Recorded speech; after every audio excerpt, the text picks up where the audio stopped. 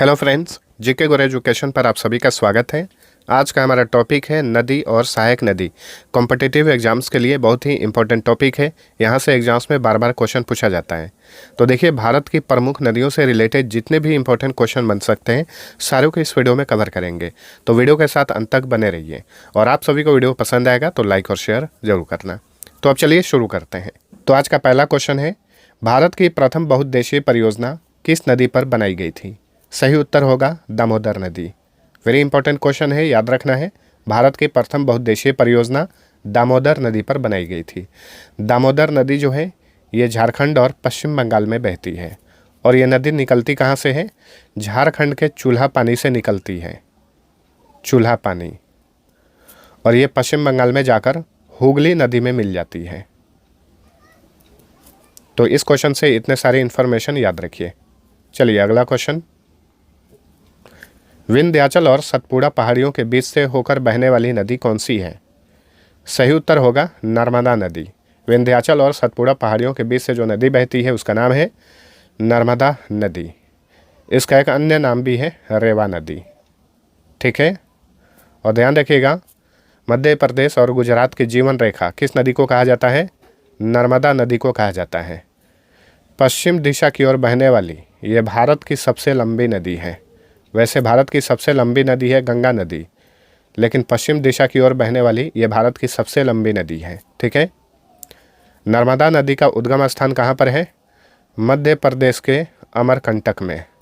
मध्य प्रदेश के अमरकंटक से निकलती है और अरब सागर में जाकर खंबात की खाड़ी में गिर जाती है। खंबात की खाड़ी। चलिए अगला क्वेश्चन, निम्नलिखित में से नदियों की लंबाई का सही अवरोही क्रम कौन सा है? अवरोही मतलब घटता क्रम। तो लंबाई के हिसाब से अवरोही क्रम चलिए सजाते हैं। नदियों में, इन सभी नदियों में ब्रह्मपुत्र नदी जो है ये सबसे लंबी नदी है।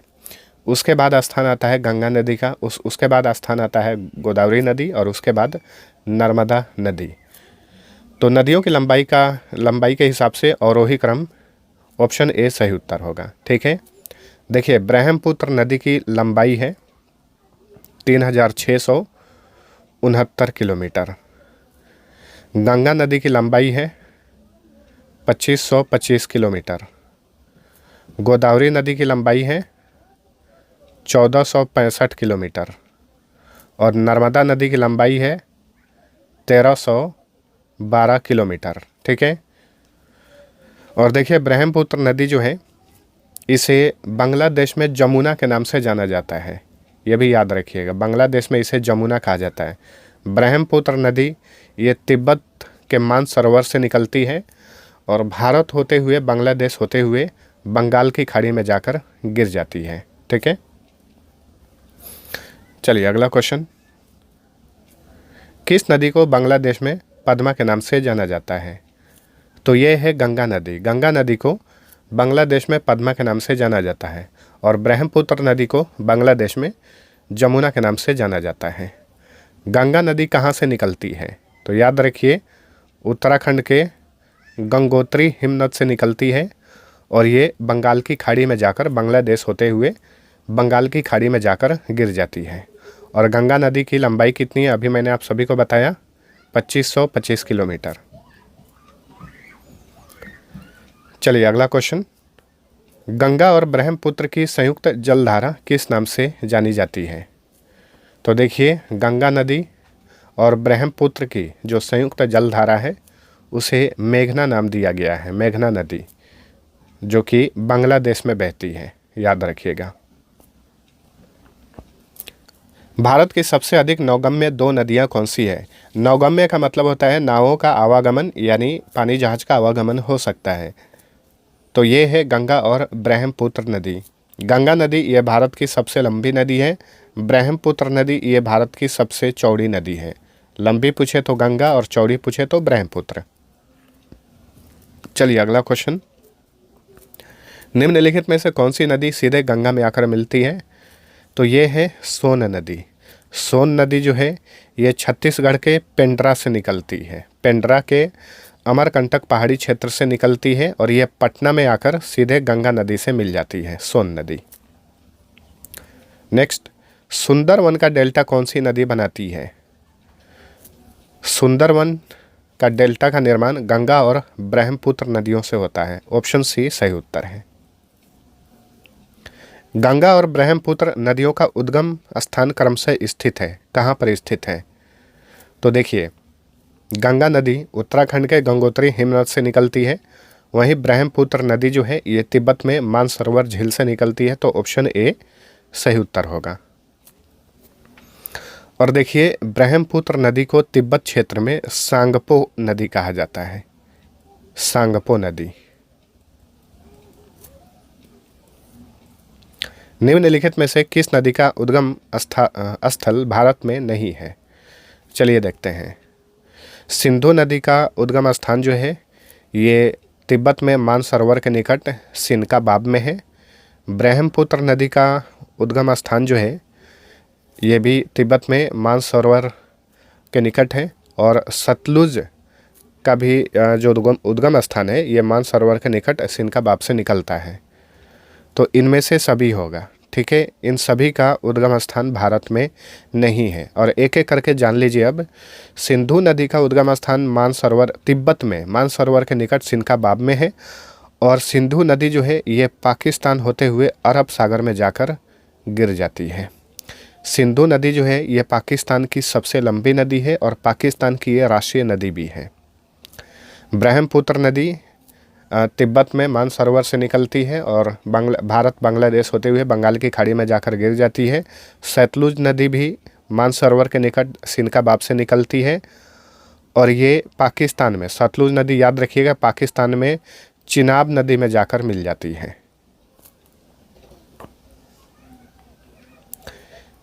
तिब्बत में बहने वाली नदी सांगपो भारत में किस राज्य से होकर प्रवेश करती है? तो सांगपो नदी, मैंने आप सभी को बताया कि तिब्बत में ब्रह्मपुत्र नदी को सांगपो के नाम से जाना जाता है। तो ये भारत में अरुणाचल प्रदेश में प्रवेश करती है। ऑप्शन ए सही उत्तर है। नेक्स्ट, तिब्बत में मानसरोवर झील के पास निम्न में से किस नदी का उद्गम स्रोत स्थित है? चलिए देखते हैं। सिंधु, सतलुज, ब्रह्मपुत्र सभी, ठीक है। विश्व का सबसे बड़ा नदी द्वीप माजुली का निर्माण करने वाली नदी कौन सी है? वेरी इंपॉर्टेंट क्वेश्चन है। कई बार एग्जाम्स में क्वेश्चन पूछा जाता है कि विश्व का सबसे बड़ा नदी द्वीप कौन सा है? तो ये है माजुली द्वीप। और माजुली द्वीप का निर्माण किस नदी द्वारा होता है? ब्रह्मपुत्र नदी द्वारा, ऑप्शन बी। और माजुली द्वीप का निर्माण किस स्टेट में होता है? असम में। नेक्स्ट, तिब्बत में किस नदी को सिंगी खम्बन यानी शेर का मुंह के नाम से जाना जाता है? तो ये है सिंधु नदी। सिंधु नदी को तिब्बत में सिंगी खम्बन कहा जाता है। अगला क्वेश्चन, कौन सी नदी भारत में केवल केंद्र शासित प्रदेश लद्दाख से होकर बहती है? तो ये सिंधु नदी है। सिंधु की सबसे बड़ी सहायक नदी कौन सी है? तो ये है चिनाब नदी, ठीक है। और ध्यान रखिएगा, चिनाब नदी का पानी भारत और पाक द्वारा सिंधु जल समझौते की शर्तों के अनुसार साझा किया जाता है। इस नदी का निर्माण यानी चिनाब नदी का निर्माण जो है हिमाचल प्रदेश के लाहौल स्पीति जिले में चंद्रा और भागा नदियों के मिलने से होता है। चंद्रा और भागा नदियों के मिलने से किस नदी का निर्माण होता है? चिनाब नदी। गंगा नदी उत्तराखंड में गौमुख के पास गंगोत्री ग्लेशियर से निकलती है। वहाँ इसे किस नाम से जाना जाता है? वहाँ इसे भागीरथी के नाम से जाना जाता है। तो ऑप्शन ए सही उत्तर है। देवप्रयाग में भागीरथी किस नदी से मिल जाती है? अलकनंदा से मिल जाती है, ठीक है। देवप्रयाग में भागीरथी नदी जो है अलकनंदा से मिल जाती है। और भागीरथी और अलकनंदा के मिलने से ही गंगा नदी का निर्माण होता है। गंगा की सबसे लंबी सहायक नदी कौन सी है? सही उत्तर होगा यमुना नदी। यह गंगा नदी की सबसे लंबी सहायक नदी है। यमुना नदी कहाँ से निकलती है? उत्तराखंड के यमुनोत्री से निकलती है। और ये प्रयागराज में गंगा नदी में जाकर मिल जाती है। चलिए अगला क्वेश्चन, किसे बिहार का दुख यानी सौरो ऑफ बिहार कहा जाता है, किस नदी को? तो ये है कोसी नदी। कोसी नदी के कारण ही बिहार में मैक्सिमम बाढ़ आते हैं, इसी कारण इसे बिहार का दुख या फिर बिहार का अभिशाप या बिहार का शोक नदी कहा जाता है। ठीक है। कोसी नदी कहाँ से निकलती है? नेपाल में हिमालय से निकलती है और ये बिहार में कुर्सेला में गंगा नदी में आकर मिल जाती है। प्रायद्वीपीय भारत की सबसे लंबी नदी कौन सी है? तो वेरी इंपॉर्टेंट क्वेश्चन है। प्रायद्वीपीय भारत की सबसे लंबी नदी है गोदावरी नदी। तो देखिए यहाँ पे 3 तरह का क्वेश्चन बनेगा। पश्चिम दिशा की ओर बहने वाली भारत की सबसे लंबी नदी है नर्मदा नदी, भारत की सबसे लंबी नदी है गंगा नदी, वहीं प्रायद्वीपीय भारत की सबसे लंबी नदी है गोदावरी नदी। ठीक है, तो ऑप्शन सी सही उत्तर है। गोदावरी नदी कहाँ से निकलती है? ये त्रयंबक पहाड़ी जो कि नासिक के पास स्थित है, नासिक के पश्चिम घाट में स्थित है त्रयंबक पहाड़ी। चलिए आप नोट कर सकते हैं, त्रयंबक पहाड़ी यहाँ से निकलती है और बंगाल की खाड़ी में जाकर गिर जाती है। गोदावरी नदी को ही दक्षिण गंगा भी कहा जाता है। अब यहाँ पे कंफ्यूज नहीं होना है। दक्षिण भारत की गंगा कहा जाता है कावेरी नदी को और दक्षिण गंगा कहा जाता है गोदावरी नदी को। निम्नलिखित में से कौन सी नदी दक्षिण से उत्तर की ओर प्रवाहित होती है? तो चलिए देखते हैं।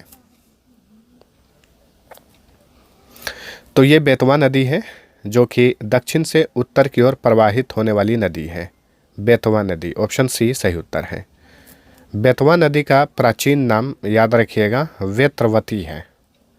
कहाँ से निकलता है? मध्य प्रदेश के विंध्याचल से निकलता है और उत्तर प्रदेश के हमीरपुर में यमुना नदी में जाकर मिल जाती है बेतवा नदी। नेक्स्ट, निम्न में से किसे विनाशक नदी का दर्जा दिया गया है? तो ये है कोसी नदी जिसे बिहार का शोक भी कहा जाता है। किस नदी को बंगाल का शोक कहा जाता है? तो सभी को याद रखिए, बिहार का शोक कहा जाता है कोसी नदी को, वहीं बंगाल का शोक कहा जाता है दामोदर नदी को।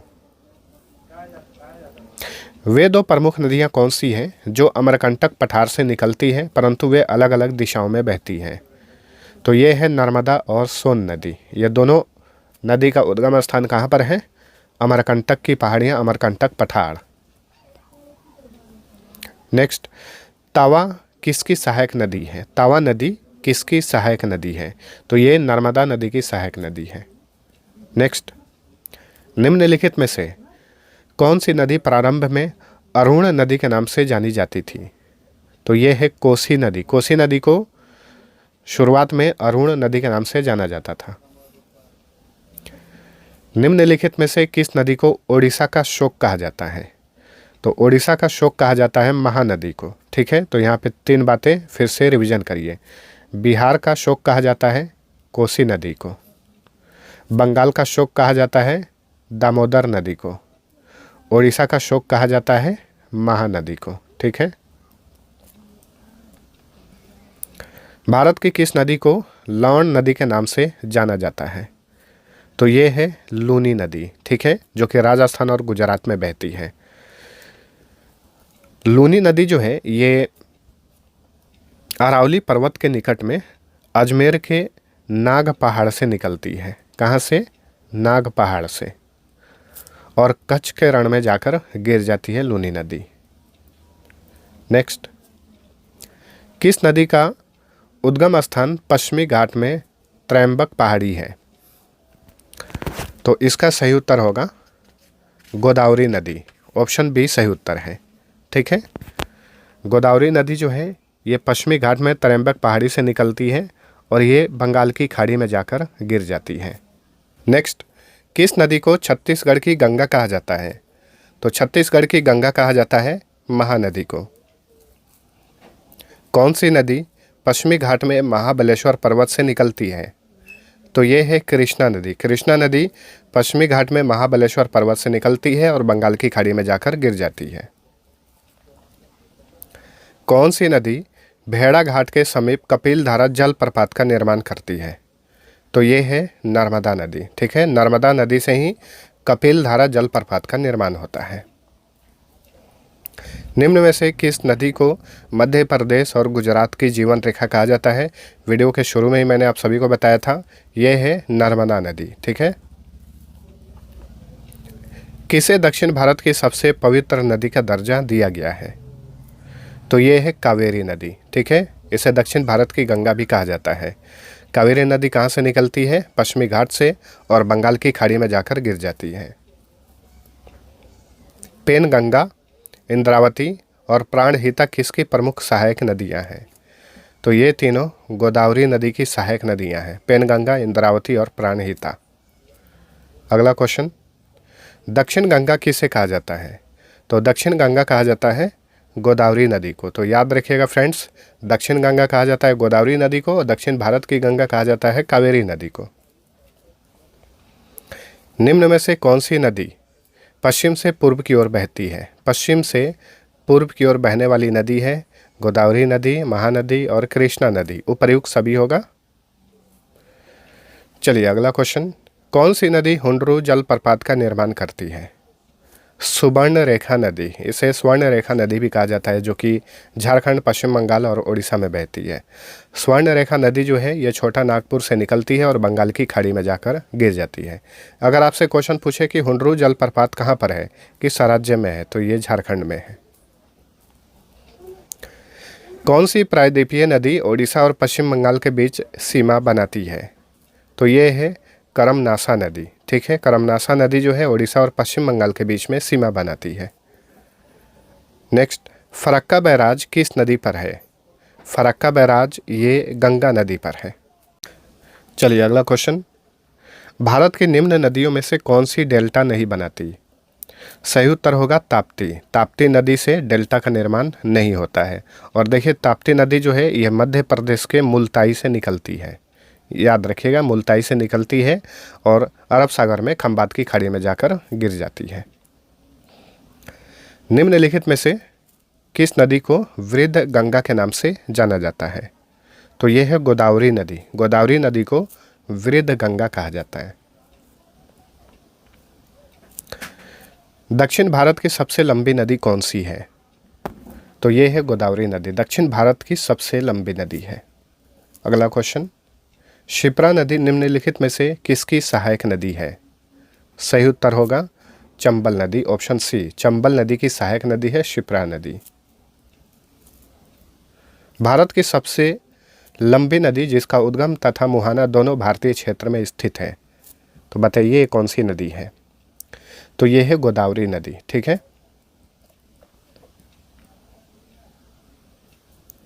ट्रिकी क्वेश्चन था कि ऐसी कौन सी भारत की सबसे लंबी नदी है जिसका उद्गम और मुहाना दोनों भारत में है।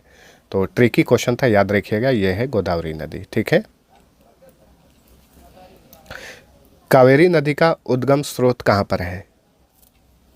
ब्रह्मगिरी की पहाड़ियाँ। ठीक है, ब्रह्मगिरी की पहाड़ियों से निकलती है कावेरी नदी।